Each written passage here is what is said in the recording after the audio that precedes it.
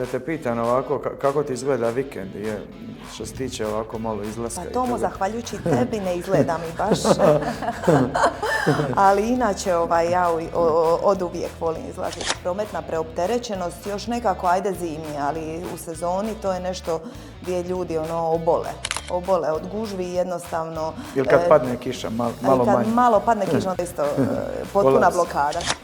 Naša luka je za putnički promet broj 1 luka na Jadranu, sigurno u top 5 na Mediteranu. Jesi danas popila kavu bar negdje? Nekoliko. Jeli?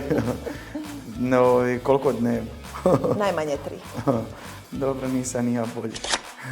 Bude 4 do 5.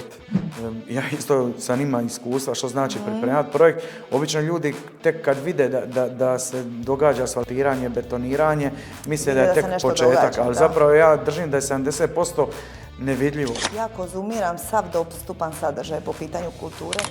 To nije sad nešto ja volim kulturu. Ja konzumiram taj sadržaj, taj kulturni sadržaj me i oblikova i to je dio onoga što ja jesam. Počela sam davno nekad kao hostesa u kazalištu i ta nekakva ljubav prema sceni i ljubav prema kazalištu se prelila u sve ostale godine kada više nisam bila hostesa i kad